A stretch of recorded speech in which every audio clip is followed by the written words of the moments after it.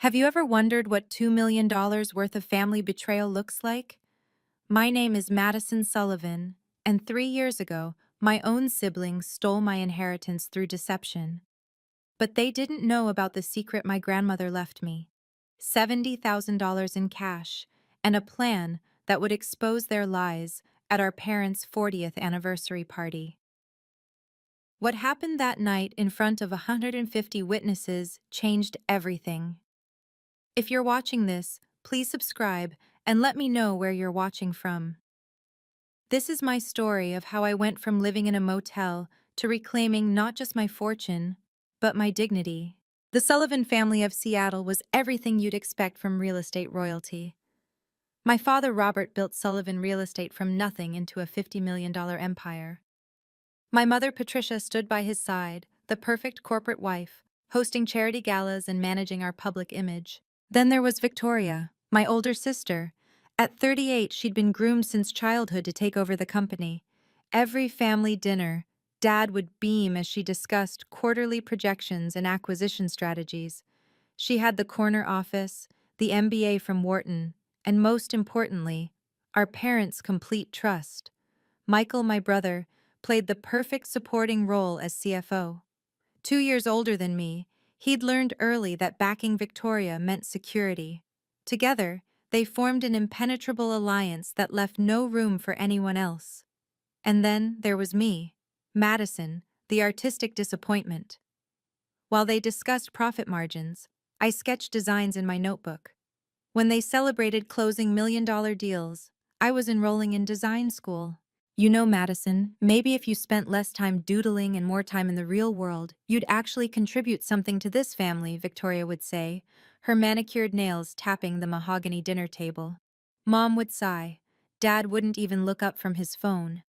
The hierarchy was clear: Victoria at the top, Michael as her lieutenant, and me, the afterthought who somehow shared their DNA but nothing else that mattered.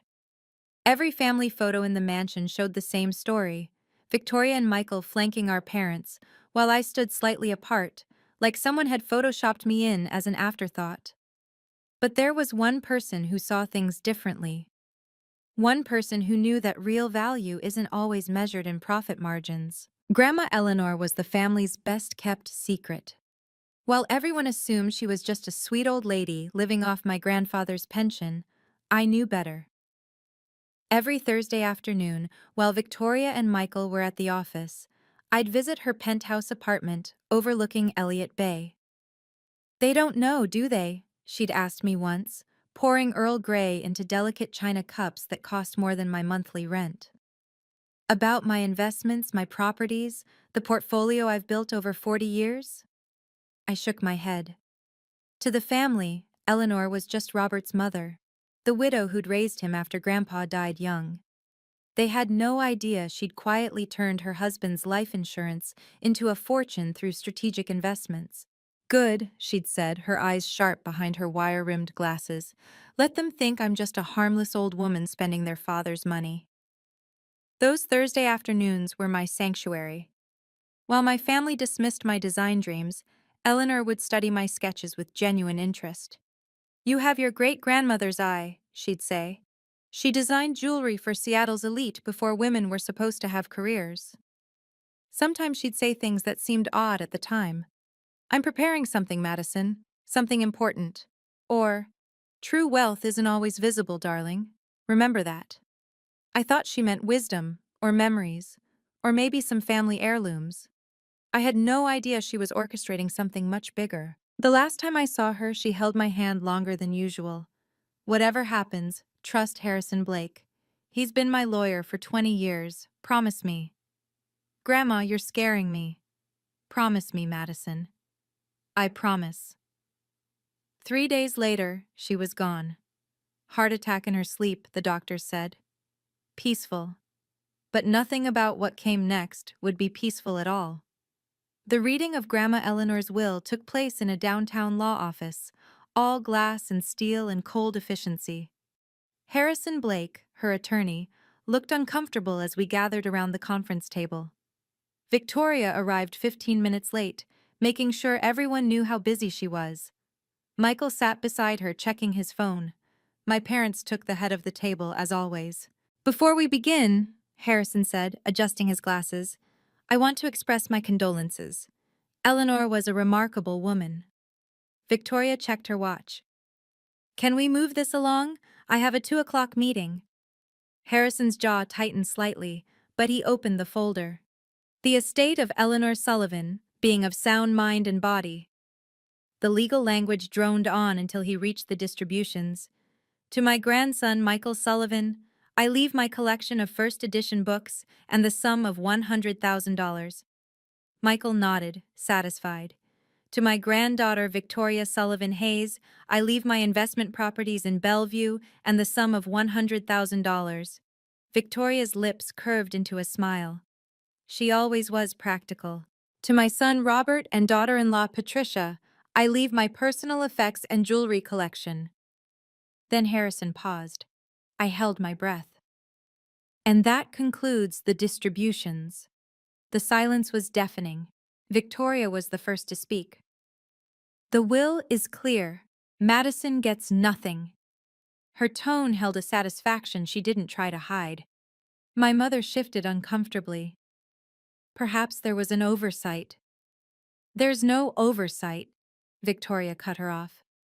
Grandma obviously recognized who actually contributes to this family. I sat frozen, unable to process the betrayal. But as everyone stood to leave, Harrison caught my eye. The look he gave me was strange. Not pity, but something else. Something that said this wasn't over. But I wouldn't understand what that meant for another 2 weeks.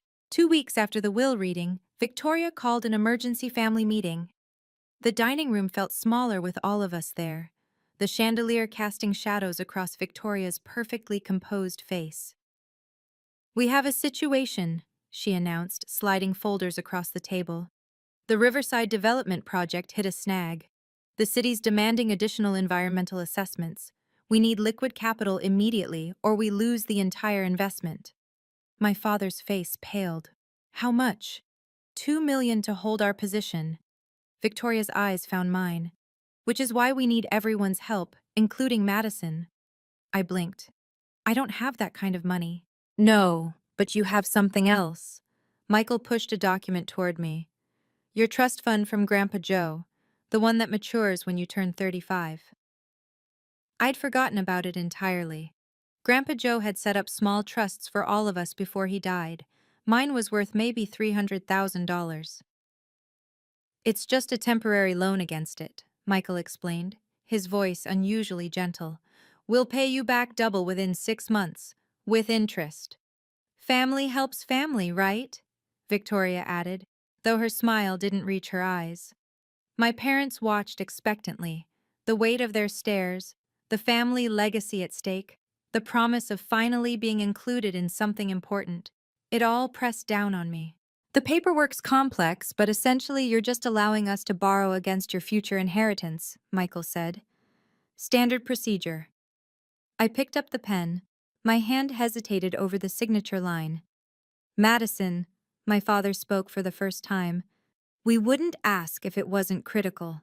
Those were the magic words, the ones I'd waited my whole life to hear, that they needed me. I signed my name with a flourish. Victoria's smile widened. The moment my pen lifted from the paper, something shifted in the room. Victoria reached across the table and pulled the documents toward her with a swift, practiced motion. Her fingers moved too quickly, shuffling pages, sliding them into her briefcase. Thank you, Madison, she said. But her tone had changed. There was something final about it, like a door closing. Michael wouldn't meet my eyes. He stood abruptly, mumbling something about a phone call, and left the room. My parents were already discussing dinner plans, as if what just happened was routine, forgettable. Wait, I said. Don't I get a copy? Victoria paused at the doorway. Of course, I'll have Michael send you one tomorrow. But the way she said it, the slight upturn of her lips, it made my stomach clench. I thought about Grandma Eleanor's warnings about trusting too easily, about how true wealth isn't always visible. Actually, I'd like a copy now. The copier's broken, Victoria said smoothly. Besides, you trust your family, don't you? It was a trap of a question. Say no, and I'd be the ungrateful sister who didn't support the family business. Say yes, and I'd have no recourse. Of course I trust you. Good. She clicked her briefcase shut. You've finally done something useful for this family, Madison. Enjoy the feeling. After everyone left, I sat alone in the dining room. The chandelier light caught something on the table, a paperclip that must have fallen from the documents. I picked it up, turned it over in my fingers. Such a small thing, but it felt like evidence of something larger, something I couldn't quite name yet. My phone buzzed. A text from an unknown number. Check your bank account tomorrow. HB. Harrison Blake? But why would he? 48 hours later, I stood at the ATM in disbelief, my card rejected for the third time. Insufficient funds flashed on the screen. That was impossible. I had $15,000 in savings. My phone rang. The property manager. Miss Sullivan, I'm calling about your apartment. We received notice that you're no longer employed by Sullivan Real Estate, which means the corporate lease is terminated. You have 24 hours to vacate. What? I never worked for... It says here you were listed as a consultant, but as of yesterday your position was terminated. My hands shook as I opened my email. One message from Victoria, sent at 3 a.m. Madison, by now you've discovered the changes. That document you signed wasn't a loan agreement. It was a complete waiver of all current and future claims to any Sullivan family assets, properties, and enterprises. You signed away your trust fund, your rights to any inheritance, and yes, even your apartment, which was technically a company property we'd been letting you use. You were never really a Sullivan anyway. At least now it's official. V. I called my father. Dad, Victoria. Madison, you signed the papers. We all saw it. You agreed to step away from family affairs. That's not what she said it was. Sweetheart, you've always been dramatic. Maybe this is for the best. You can focus on your art now. The line went dead. Line went. I tried my mother, Michael, even family friends. The story had already spread. Madison had voluntarily walked away from the family fortune to pursue her dreams. Some called me noble, others foolish. But everyone believed I'd chosen this. By nightfall, I was sitting in a rundown motel room, my entire life in 3 suitcases, wondering how I'd been so blind. The Sunset Motel charged by the week, cash only, no questions asked. The walls were water-stained, the carpet smelled like cigarettes and despair, but it was all I could afford with the $800 cash I'd had in my wallet. My phone became a weapon of torture. Every call I made was met with embarrassment or suspicion. Madison? I heard you gave up everything. So brave, or stupid. I can't decide. That was my college roommate. Sorry, we're not hiring right now. That was every design firm I contacted, though I suspected Victoria's reach had something to do with their sudden lack of openings. The worst part was the narrative she'd crafted. On social media, Victoria posted about supporting Madison's journey of self-discovery and respecting her choice to forge her own path. The comments praised her for being such a supportive sister. Meanwhile, Michael shared inspirational quotes about tough love and learning to stand on your own feet. 3 weeks into motel living, I'd hit absolute bottom. The free breakfast was stale cereal. Lunch was skipped. Dinner was ramen cooked in the coffee maker. My design portfolio collected dust because what was the point? Who would hire the family failure who'd walked away from millions? I lay on the lumpy bed, springs digging into my back, staring at a water stain shaped like a butterfly. Or maybe it was a moth. Everything beautiful looked corrupted in this place. That's when I heard it. A scraping sound from under the bed. Probably mice. But when I looked, using my phone's flashlight, I saw something else. Pushed far back against the wall was an old leather suitcase, covered in dust. And carved into its brass nameplate, barely visible beneath years of grime, was a name: Madison E. Sullivan. My hands trembled as I dragged the suitcase into the flickering fluorescent light. The brass nameplate was definitely engraved with my name, my full name, including the E for Eleanor that I'd been given after my grandmother. This wasn't a coincidence. The latches were stiff, but unlocked. Inside, vacuum-sealed plastic bags preserved the contents perfectly. The first thing I saw made me gasp. Stacks of $100 bills, neatly bundled. I counted with shaking fingers. $70,000 in cash. Beneath the money was an envelope, my name written in Grandma Eleanor's distinctive handwriting. My heart pounded as I opened it. My dearest Madison, if you're reading this, then Victoria and Michael have shown their true colors, and you've lost everything. I knew this day would come. I've watched them circle you like vultures for years, waiting for their chance. The $70,000 is just survival money, enough to keep you safe while you discover the truth. The real justice is waiting at this address. Harrison Blake, 1500 4th Avenue, Suite 2400, Seattle. Go to him immediately. Tell him Eleanor's contingency is in effect. I'm sorry I couldn't protect you while I was alive, but I've spent 5 years preparing for this moment. Trust Harrison, trust yourself, and remember, true wealth isn't always visible. All my love, Grandma Eleanor, P.S. They think they've won. Let them think that a little longer. I read the letter 3 times, then held it against my chest. She'd known. Somehow, she'd known exactly what would happen and had planned for it. But how did this suitcase get here, in this specific motel room? Then I remembered. I hadn't chosen this motel randomly. The manager had said they'd had a last-minute cancellation in this exact room. Someone had orchestrated this. Harrison Blake. Tomorrow, I'd finally learn what Grandma had been preparing. Harrison Blake's office occupied the entire 24th floor of a downtown high-rise. When I walked in clutching Grandma's letter, his secretary immediately stood. "Miss Sullivan? Mr. Blake has been expecting you." Harrison rose from behind his desk as I entered, his expression mixing relief with urgency. "Madison, I was beginning to worry you wouldn't find Eleanor's message. You knew about the suitcase. I placed it there myself, the day after the will reading.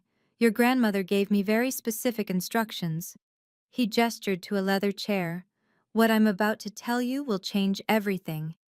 He pulled out a thick folder. "Your grandmother established a secret trust 5 years ago. $2 million in assets, plus Sullivan Interior Design, a company she built quietly over decades, now worth another $3 million. My mouth went dry. But the public will was a test. Eleanor knew Victoria and Michael would reveal themselves if they thought you got nothing. She documented everything, every slight, every manipulation, every time they undermined you. But she needed them to commit a serious crime to ensure they'd face real consequences. The loan document. Fraud. Victoria altered the paperwork after you signed. I have the original version you thought you were signing, and the fraudulent one she filed. It's enough for criminal charges." He leaned forward. "But Eleanor wanted more than legal justice. She wanted public vindication for you." He slid another document across the desk. "There's a condition. You have 6 months to land a design contract worth at least $500,000. You must announce it publicly at your parents' 40th anniversary party in front of their 150 guests.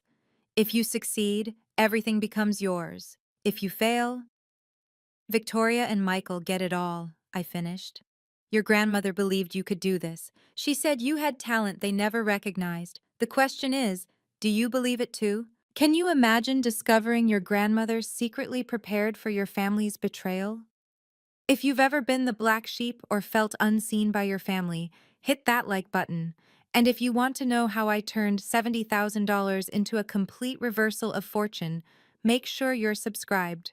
The anniversary party scene coming up will leave you speechless."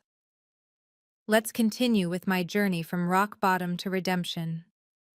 Harrison walked me through the terms like a general planning a battle. The contract must be legitimate. No friends doing favors. No shell companies. It needs to be notarized, publicly verifiable, and announced at the party with the client present to confirm. 6 months to build a business from nothing and land a $500,000 contract? I sank into the chair. That's impossible. Your grandmother didn't think so. She left you more than money. He handed me a leather portfolio. Client lists from Sullivan Interior Design's early days. Contact information for people who remember Eleanor fondly. And this. He pulled out a business card. Sophia Smith, she owns a boutique hotel chain. Eleanor designed her parents' first hotel 40 years ago. She's expecting your call. But I've never run a business.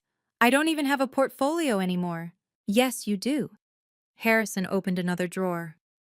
Eleanor had me collect your work over the years. Every sketch you threw away thinking it wasn't good enough. Every design Victoria mocked at dinner. They're all here, professionally photographed and bound.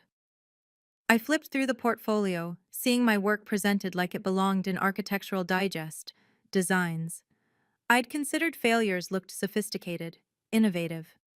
Your grandmother saw what your family refused to see, but Madison, Harrison's tone grew serious. Victoria and Michael will find out eventually. They'll try to sabotage you. Are you prepared for that? I thought about the motel room, the rejected cards, the humiliation. Then I thought about Grandma's letter. Let them think that a little longer. I'm not just prepared, I said, surprising myself with my steady voice. I'm motivated. They took everything from me based on a lie. I'll take it back with the truth. Harrison smiled. That's what Eleanor said you'd say. Shall we begin? The first month was brutal. I rented a tiny office in Pioneer Square with Grandma's money. One room, no view, but it had good light and professional address. Madison Sullivan Interiors went on the door in simple gold lettering. I worked 18-hour days. Morning was for cold calling potential clients from Eleanor's list. Afternoons for creating design proposals. Evenings for networking events where I'd nurse one drink all night to save money. Madison Sullivan? At a gallery opening, I turned to find Jennifer Walsh, one of Seattle's social fixtures. I heard you'd stepped away from the family business. I kept my voice steady. I've started my own firm, actually. Interior design. Her eyebrows rose. Really? After everything? Because of everything. I handed her my card. I'm finally doing what I was meant to do. Word traveled fast in Seattle's elite circles. Some were curious about the Sullivan who'd given up millions for her dreams. Others whispered about family drama. But a few actually looked at my portfolio. My first client was a coffee shop renovation, only $30,000, but the owner let me photograph everything. The second was a dental office, $50,000. Each project was a stepping stone, documented proof that I could deliver. I didn't contact my family. When mutual friends asked, I simply said, I'm focusing on my business. No bitterness, no drama, just professional distance. But late at night, working on proposals, I'd sometimes imagine their faces when they learned the truth. Victoria's shock, Michael's panic, my parents' confusion. The thought kept me going through the exhaustion. I won't let them win, became my mantra, whispered to the empty office at 2 a.m., surrounded by fabric samples and floor plans. 4 months left, I needed a miracle. Sophia Smith walked into my tiny office like she owned the world, which, in a way, she did. Her hotel chain, Cascade Luxury Hotels, had properties from Seattle to San Diego. She was younger than I expected, maybe mid-30s, with sharp eyes that missed nothing. Your grandmother designed my parents' first hotel in 1982, she said, examining my portfolio. They never forgot her kindness when they were just immigrants with big dreams. She stopped at a design I'd created for a hypothetical boutique hotel. This is what I'm looking for. Modern but warm, sophisticated but welcoming. That's just a concept piece. I'm renovating the Cascade downtown Seattle. 40 rooms, lobby, restaurant. Budget is $100,000 for the design phase. She looked up. Interested? My heart raced, but I kept my voice level. Very interested. Good. But Madison, I should tell you, your sister called me last week. My stomach dropped. She warned me about you, said you were unstable, that you'd abandoned your family, that you couldn't be trusted with serious projects. Sophia's smile was sharp. She seemed very concerned about my business decisions. I understand if that changes things. It does change things. She pulled out her phone, showing me an email thread. I did some research, talked to your previous clients, checked your references, and you know what I found? Every single person said you were professional, talented, and trustworthy. But Victoria? Well, let's just say her reputation in certain circles isn't what she thinks it is. She stood. I invest in talent, not last names. Send me a proposal by Friday. If it's as good as your portfolio suggests, we'll sign the contract Monday. At the door, she paused. Oh, and Madison, I have friends with bigger projects, much bigger.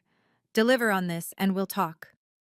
The cease and desist letter arrived by courier on Tuesday morning, printed on Sullivan real estate letterhead. Victoria's power play was predictable but still infuriating. You are hereby ordered to stop using the Sullivan name in any business capacity, as it creates confusion with our established brand and constitutes trademark infringement. My phone rang before I finished reading. Victoria. Hello, sister. Her voice dripped false concern. I heard you've been playing businesswoman. I'm not playing anything. Madison, you're embarrassing the family name. Using our reputation to get clients? That's desperate, even for you. I'm using my own name. Last I checked, I'm still a Sullivan. Legally, yes, but we both know you signed away any real claim to that name. I could hear her smile. I'm trying to protect you. Shut down this little hobby before you humiliate yourself further. Is that a threat? It's advice. Sophia Smith called me back, wanted to verify some things about your background. I told her the truth, that you're unstable, unreliable, and have a history of not finishing what you start. My grip tightened on the phone, but I kept my voice steady. Did you also tell her about the time you took credit for my design work in college? Or when you sabotaged my internship at Gensler? Silence. Then, nobody believes the family failure, Madison. Give up now, and I might even throw you some freelance work. Minimum wage, of course. Thanks for the motivation, Victoria. I work better when someone says I can't do something. You have no idea what you're up against. Neither do you. I hung up and immediately called Harrison. Victoria's trying to interfere. Can she actually stop me from using my own name? No, he said. But document everything. We'll need it later. Sophia called the next morning. Your proposal exceeded expectations. Let's meet for lunch to discuss details. At the restaurant, she wasn't alone. 3 other women sat at the table, each radiating quiet power. Madison, meet my investment group. Rebecca owns the Pacific Northwest's largest event planning company. Linda runs a commercial real estate firm. And Patricia heads a tech startup incubator. I sat down carefully, sensing this was more than a lunch meeting. We call ourselves the Phoenix Group, Sophia explained. Women who've risen from difficult circumstances. We've all dealt with family betrayal, professional sabotage, being underestimated. Rebecca leaned forward. Sophia shared your story.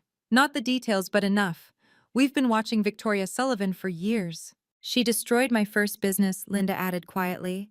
Spread rumors about financial instability until banks pulled my credit lines. Took me 5 years to recover. She blocked my permits for 6 months with false complaints, Patricia said. Cost me $1 million in delays. I looked around the table. So this is about revenge? No, Sophia said firmly. This is about justice and opportunity. Victoria created enemies she never bothered to remember, but we remember everything. She pulled out a folder. The Cascade contract is yours, $100,000, as discussed. But Rebecca needs her new venue designed. Linda has 3 office buildings requiring renovation. Patricia's expanding to a new campus. My heart stopped. That's about $500,000 in potential contracts, all legitimate, all needed, all based on your talent. Sophia smiled. But we wanted to meet you first. Make sure you're not just talented, but tough enough to handle what's coming. Victoria will escalate when she finds out, Rebecca warned.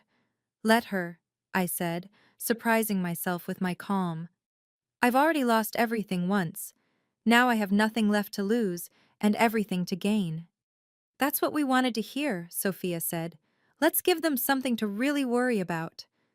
With 2 weeks until my parents' anniversary party, I had $400,000 in signed contracts. So close, yet still $100,000 short of Grandma's requirement. The Phoenix Group had delivered on their promises, but I needed one more project. Victoria's sabotage attempts had intensified. She'd called every vendor I worked with, warning them about my instability. She'd filed complaints with the city about my business license. She'd even had Michael call my clients as a concerned family member. "Just accept you're not meant for this," Michael had said in his voicemail. "Victoria's offering you an out. Take it before the party. Save yourself the humiliation." But their desperation told me something important. They were scared. Harrison called with an update. "Your parents sent the party invitation. Black tie, Fairmont Olympic Hotel, 150 guests including the mayor and every major business leader in Seattle." "Perfect audience for a public announcement," I said. "Or a public failure." "Madison, are you prepared for that possibility?" I looked at my wall of contracts, so close to the goal. "I've been preparing for this my whole life. I just didn't know it." That evening, Sophia texted, "Emergency, call me." My stomach dropped. Had Victoria gotten to her? "Madison, I have someone you need to meet, tonight. Can you come to the Cascade?" I arrived to find Sophia with an older Japanese man in an expensive suit. "This is Takeshi Yamamoto. He owns a resort chain in Japan. He's been looking for an American designer for his Seattle flagship." Mr. Yamamoto studied my portfolio in silence for 20 minutes. Finally, he spoke. "Your work reminds me of your grandmother's. She designed my father's first restaurant in 1975. Another connection to Eleanor. How many lives had she touched?" "The budget is $200,000. Can you start immediately?" I nearly cried. "Yes, absolutely yes." The contract signing took place at Harrison's office. Mr. Yamamoto insisted on proper documentation, notarized, witnessed, and filed with the state. Exactly $500,000 for the Yamamoto Seattle Resort design, completion in 18 months. "Your grandmother would be proud," Mr. Yamamoto said, shaking my hand. "She believed in investing in people, not just projects. I honor her memory by investing in you." Harrison had prepared everything for the announcement. "The contract is dated today, 3 days before the party. Completely legitimate, fully verified. Victoria can't claim any impropriety." Sophia and the Phoenix Group were there too. "We'll all be at the party," Rebecca promised. "Your moment of truth will have plenty of witnesses." "Including us," Linda added. "Victoria needs to see the enemies she created." That night, alone in my office, I allowed myself 5 minutes of celebration. Then I got back to work. The announcement was just the beginning. I had a resort to design, a business to run, and a life to build. My phone buzzed. An unknown number, but I recognized Michael's burner phone pattern. "Madison, please. Victoria doesn't know I'm calling. Just be careful at the party. She's planning something." "Why do you care?" "Because I know what we did was wrong. I can't undo it, but just watch yourself." The line went dead. Michael's conscience, arriving too late to matter, but just in time to confirm my suspicions. Victoria wouldn't go down without a fight. Harrison texted, "All documents filed with the court. The trust is yours the moment you announce at the party. Eleanor's contingency is complete." I looked at the photo on my desk. Grandma Eleanor and me at my college graduation, the only family member who'd attended. "Almost there, Grandma," I whispered. "Almost there." The night before the party, I couldn't sleep. My presentation was perfect. A simple announcement of my business success and the contract. Nothing more. Harrison had coached me on the legal language. The Phoenix Group had helped me choose the right dress. Professional but stunning. A deep emerald that Eleanor would have loved. At 2 a.m., I walked through my tiny office one more time. The walls were covered with completed projects, thank you notes from clients, and in the center, the framed Yamamoto contract. 6 months ago, I'd been in a motel room with nothing. Tomorrow, I'd reclaim everything. My phone lit up with messages of support. Sophia, we've got your back. Harrison, documents ready, security briefed. Even Mr. Yamamoto, honor and truth prevail. But it was the handwritten note slipped under my door that stopped me cold. Mom's handwriting. Madison, I know you're planning something for tomorrow. Whatever happened between you and your siblings, please don't ruin our anniversary. We've worked 40 years for this moment. Mom. No, I love you. No concern for what I'd been through, just worry about appearances.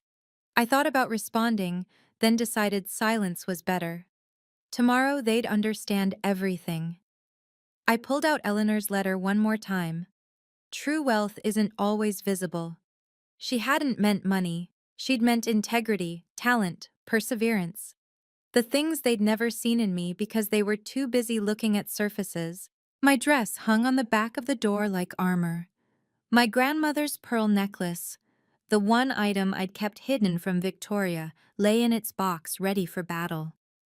Whatever happens, I said to Eleanor's photo, I did it my way, with truth, not lies, with talent, not manipulation. Tomorrow would change everything. I was ready. The Fairmont Olympic Hotel ballroom glittered with Seattle's elite. Crystal chandeliers cast golden light over 150 guests in designer gowns and custom tuxedos. I paused at the entrance, taking in the scene I'd been excluded from for so long. Madison? The photographer hired for the event did a double take. Madison Sullivan? I walked past him without answering, my emerald dress catching the light. Heads turned, whispers followed. The family failure had arrived. Victoria stood near the entrance greeting guests, her silver dress screaming money and power. She saw me, and her smile froze. What are you doing here? Attending my parents' anniversary party. I was invited. You weren't supposed to. She caught herself aware of the watching crowd.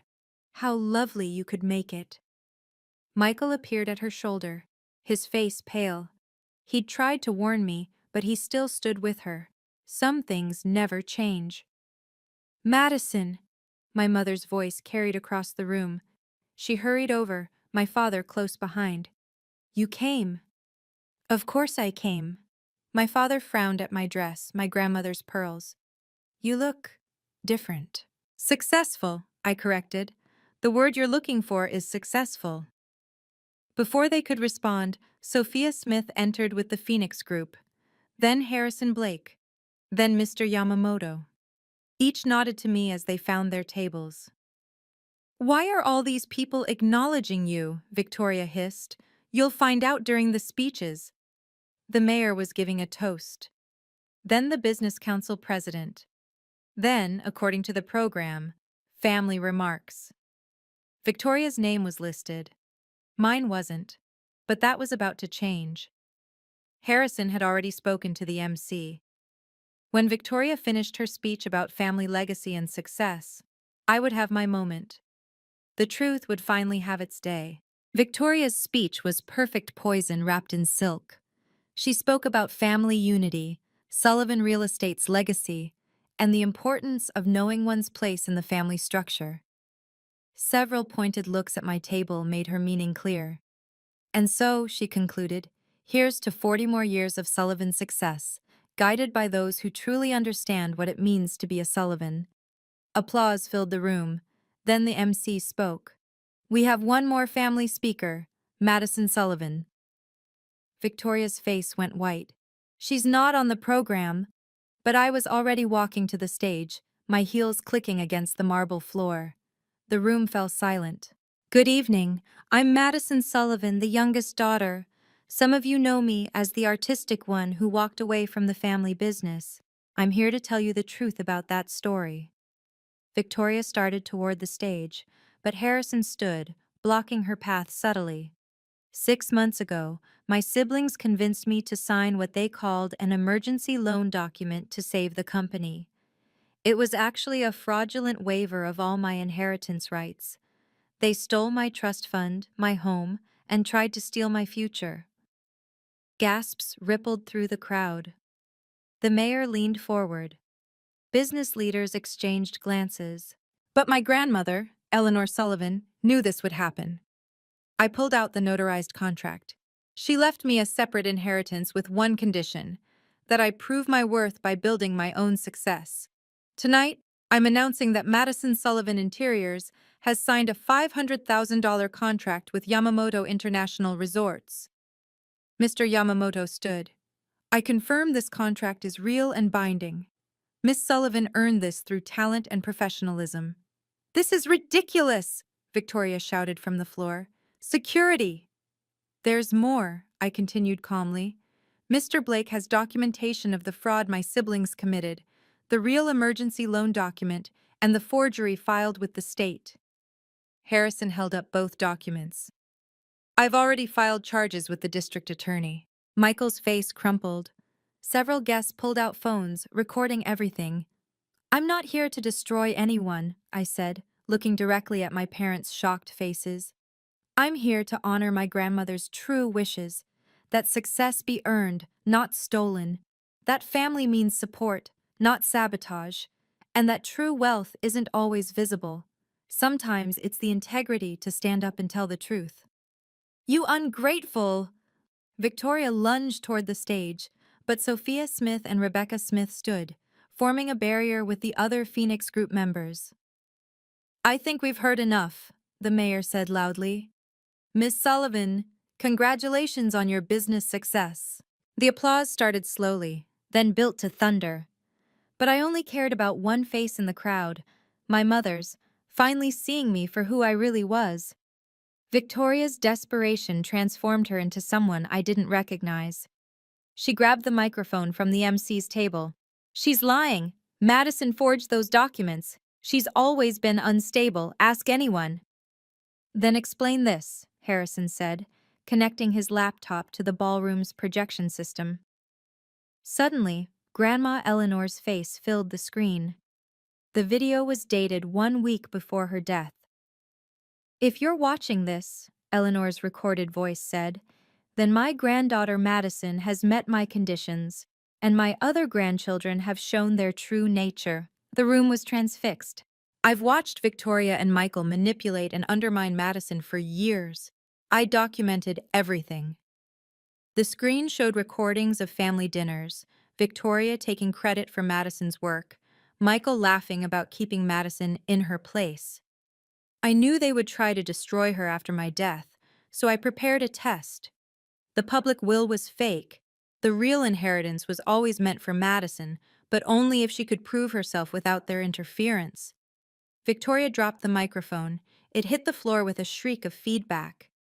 I have recordings of Victoria planning to steal Madison's trust fund from 3 years ago, Eleanor continued, Michael agreeing to forge documents, even their attempts to turn Robert and Patricia against their own daughter. The video showed Victoria in her office. Madison's too stupid to read the fine print. We'll have everything by year's end. That's taken out of context, Victoria stammered. Is this out of context too? Harrison clicked to another video. Victoria and Michael in a restaurant, toasting. To the family fortune, finally free of the artistic burden, Victoria said on screen, clinking glasses with Michael. The ballroom erupted. Guests were recording, posting, sharing. Victoria's carefully constructed image crumbled in real time. I knew you'd try to destroy her, Eleanor's voice concluded, but I also knew Madison had something you never did. Genuine talent and integrity. This moment, when the truth finally comes out in front of everyone who matters, this is what justice looks like. If you've ever dreamed of the day when those who wronged you face consequences, give this video a thumbs up. And remember, the best revenge isn't destruction, it's success. Subscribe if you haven't already. Now, let's see how this family reckoning concludes. My parents stood frozen as the reality sank in. My mother was the first to move, walking slowly toward Victoria with an expression I'd never seen before, pure disappointment. How could you do this to your sister? Her voice carried across the silent ballroom. Mom, she's twisting everything. We saw the videos, Victoria. We heard your own words. My father's voice was hollow. You used us, manipulated us against our own daughter. You always favored her anyway, Victoria snapped, her composure finally shattering. Perfect Victoria, brilliant Victoria, successful Victoria. I earned my position. By destroying your sister? My mother turned to me, tears streaming. Madison, we didn't know. You didn't want to know, I said quietly. Every time I tried to tell you something was wrong, you chose to believe them. The business partners were already distancing themselves. I heard fragments. Can't trust someone who'd do that to family. If she'd steal from her sister. Sullivan Real Estate is finished. Robert Smith, one of Dad's oldest partners, stood up. Robert, Patricia, I'm sorry, but Smith Industries will be withdrawing from all Sullivan Real Estate projects immediately. Robert, wait, my father started. No. I built my business on family values, real values, not this. He looked at me. Miss Sullivan, Madison Sullivan Interiors has my full support. One by one, other partners stood. Some left immediately. Others approached me with business cards. The empire my father built over 40 years was crumbling in 40 minutes. Michael hadn't moved from his spot, staring at the floor. I tried to warn you, he whispered to Victoria. I told you this would happen. Shut up, Victoria screamed. You were part of this. You agreed to everything. The family unity she had preached about was finally exposed for what it really was, a carefully constructed lie. Michael's breakdown was sudden and complete. I can't do this anymore, Victoria. His voice cracked as he faced the crowd. She's right. We did it all. Every word Madison said is true. Michael, shut your mouth! Victoria grabbed his arm. He shook her off. No, I'm done being your puppet. You want to know the truth? We've been planning this for 3 years. Victoria said Madison didn't deserve anything because she wasn't real family material. The crowd leaned in, phones still recording. We didn't just steal from Madison. Victoria's been skimming from the company for years. False invoices, shell companies, inflated contracts, I have the records. You're destroying everything, Victoria shrieked. You destroyed everything the moment you decided greed was more important than family. Michael pulled out his phone. I've been documenting everything, Victoria. Every illegal transaction, every forged document. Insurance, you called it. Well, now it's evidence. Harrison stepped forward. Mr. Sullivan, I suggest you share that information with the district attorney. I already did, this morning. Michael looked at me. Madison, I'm sorry. I knew it was wrong, but I was too weak to stop it. Too afraid of being cut out like you were. At least you're admitting it now, I said. There's more, Michael continued, his voice stronger. The Riverside development crisis? It was fake. We were never in financial trouble. Victoria created the whole scenario to trick Madison into signing those papers. The final piece of the puzzle. Several investors who'd been involved in Riverside looked furious. We were told there was an emergency, one said. We released emergency funds based on fraudulent information? I believe that's called wire fraud, Harrison noted calmly.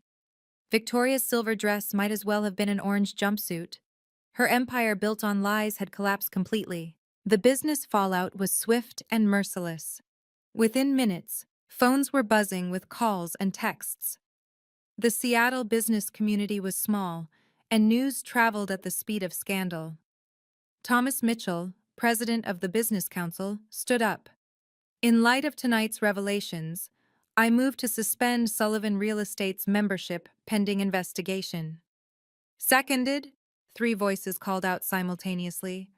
All in favor? Every hand in the room went up except my parents. Sophia Smith approached the microphone. Cascade Hotels will be transferring all current contracts from Sullivan Real Estate to Madison Sullivan Interiors, effective immediately. Pacific Events will do the same, Rebecca added. Yamamoto International extends Madison Sullivan full partnership status, Mr. Yamamoto announced. We invest in integrity. Victoria watched her world evaporate. You can't do this. We have contracts. With morality clauses, Thomas Mitchell replied. Fraud voids everything. My father aged 10 years in 10 minutes. 40 years. I built this company for 40 years.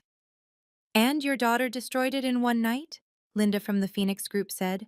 Though really, the destruction started the day you chose favorites among your children. The mayor stood to leave, stopping at my table. Miss Sullivan, the city is always looking for talented designers for public projects. Please have your office call mine. As the room emptied, investors and business leaders lined up to shake my hand, offer support, exchange cards. The same people who'd ignored me for years now saw me clearly. But the sweetest moment was when Jennifer Walsh, the social fixture who'd questioned me months ago, approached. Madison, I owe you an apology and a contract. I'm renovating my estate. Would Madison Sullivan Interiors be interested? Victoria stood alone in her silver dress, watching her former allies abandon her one by one.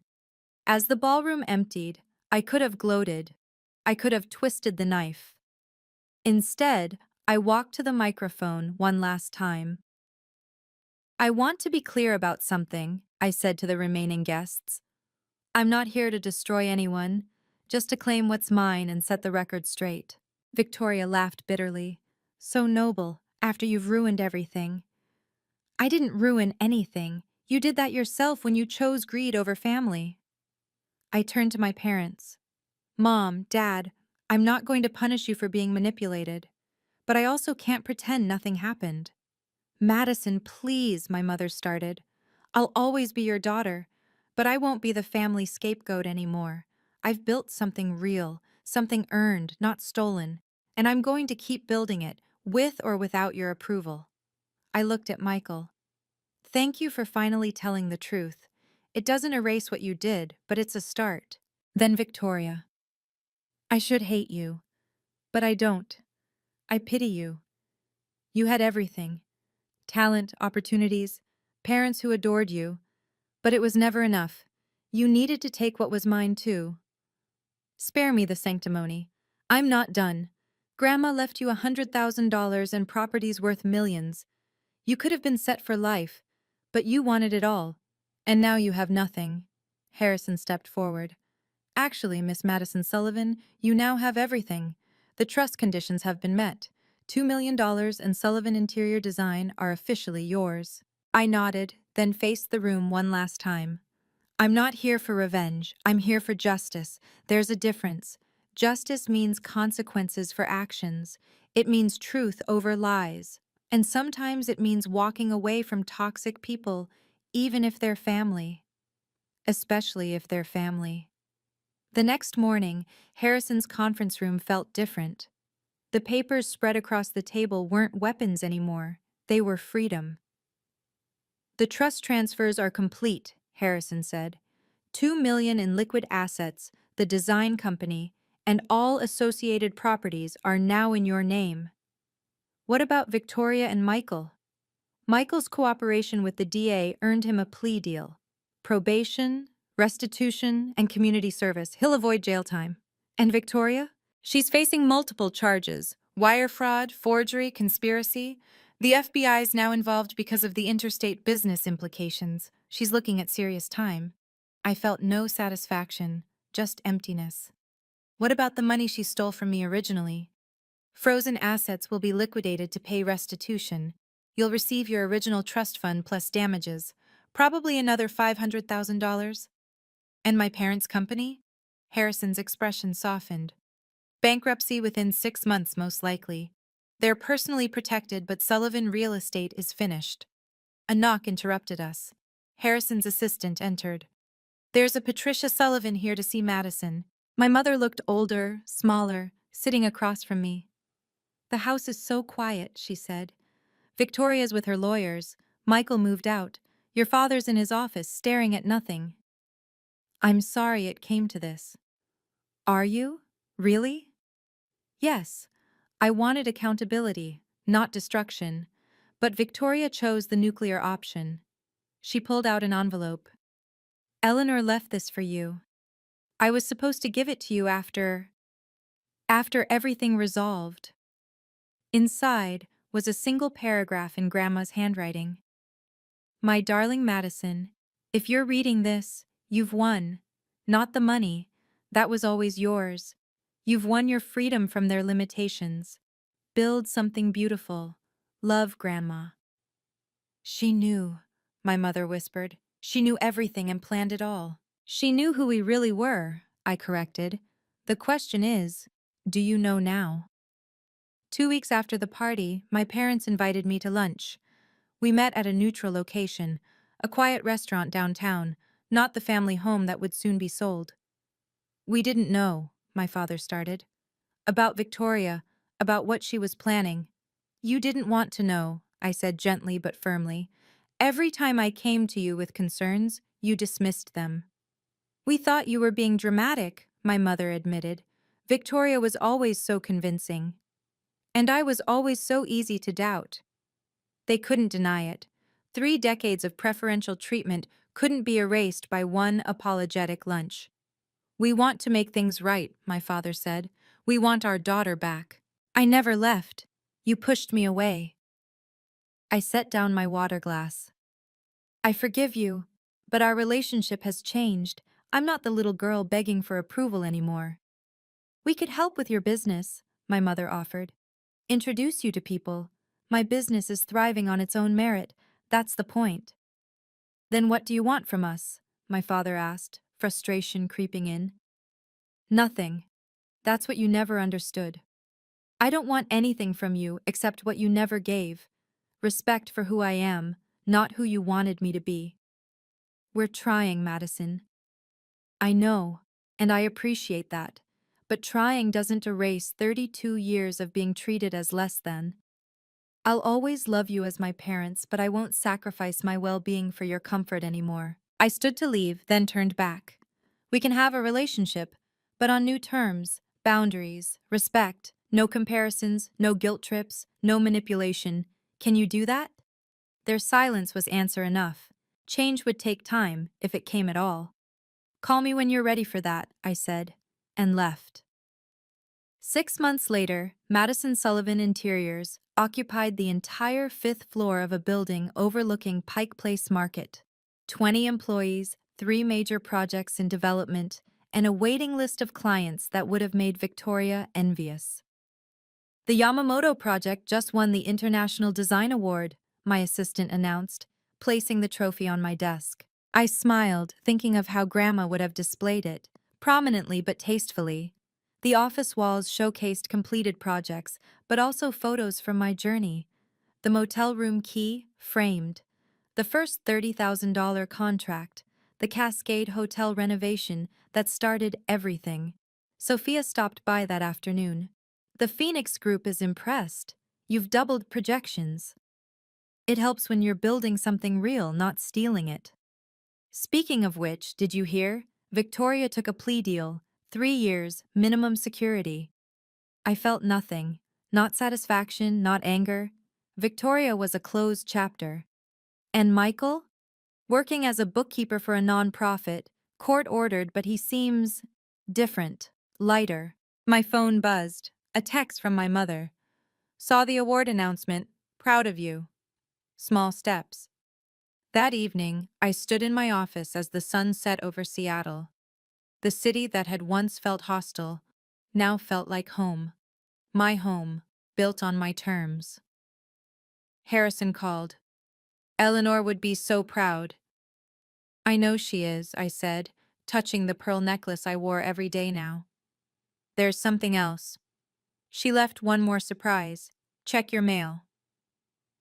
The package contained a photo album, pictures of Grandma's designs from the 1970s and 80s. And on the last page, a photo of her at my age, standing in front of her first office. The address was familiar. I was working in the same building where Eleanor Sullivan had started her own quiet empire 50 years ago, full circle. The news coverage of Victoria's sentencing was brutal but brief. Former real estate executive sentenced to 3 years for fraud made the business section, not the front page. She'd wanted fame. She got infamy. Michael sent me the details. She has to pay $2.3 million in restitution. Everything she owns is being liquidated. The house, the cars, the art collection she loved more than people. How are you doing? I asked him. Better. Therapy helps. Turns out following Victoria for 36 years was its own kind of prison. He was working at a homeless shelter now, managing their books. Court-ordered at first, but he'd stayed voluntarily. She still blames you, he added. Says you orchestrated everything. She orchestrated everything. I just refused to be her victim. The other inmates apparently find her exhausting. She tried to run a power play in the minimum security facility. It didn't go well. I thought about visiting her, offering forgiveness, closure, something. But Harrison advised against it. Some people see kindness as weakness. Victoria's one of them. He was right. The sister I'd once loved, who'd taught me to ride a bike and braided my hair for school photos, had been consumed by greed so completely that nothing remained of that person. Her former friends had scattered. Her ex-husband, who'd divorced her years ago, gave an interview about her patterns of manipulation. Even our parents had stopped visiting after she'd screamed at them for choosing Madison's side. She'd built her entire identity on being superior to me. Now I was free and successful, while she counted days in a federal facility. She got exactly what she deserved, one of her former clients told a reporter. No, she got what she chose. Every lie, every manipulation, every cruel act had been a choice. The consequences were just the bill coming due. I stood at Grandma Eleanor's grave on the 3rd anniversary of her death. The marble headstone was simple. Eleanor Sullivan, beloved mother and grandmother, true wealth is invisible. You knew everything, I said to the stone. Every move they'd make, every lie they'd tell. You prepared me for a war I didn't know was coming. I placed white roses, her favorites, against the headstone. The business is thriving. 50 employees now. We just landed the contract for the new children's hospital. You would have loved that. Beauty serving purpose.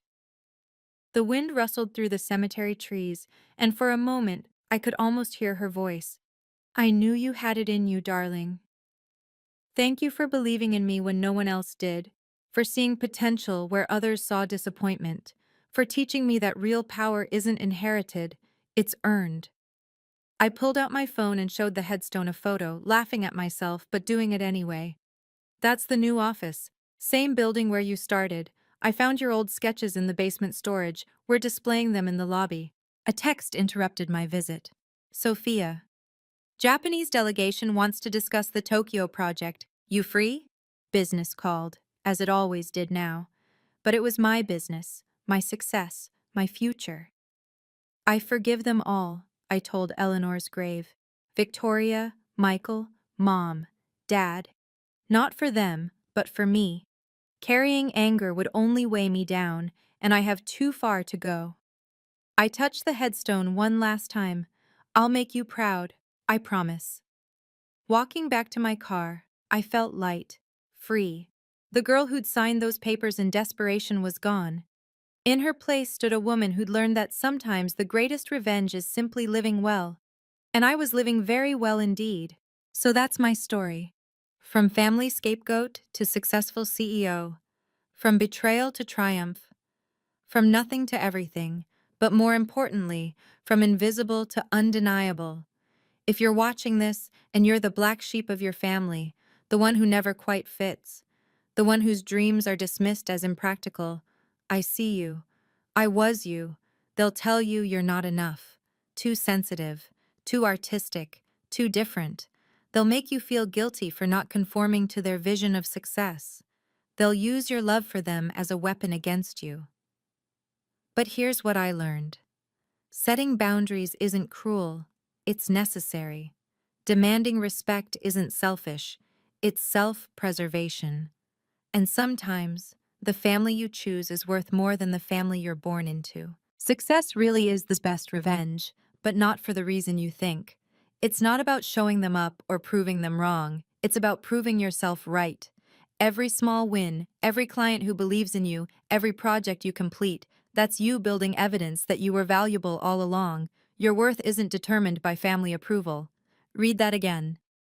Your worth comes from within, from your integrity, your talent, your perseverance.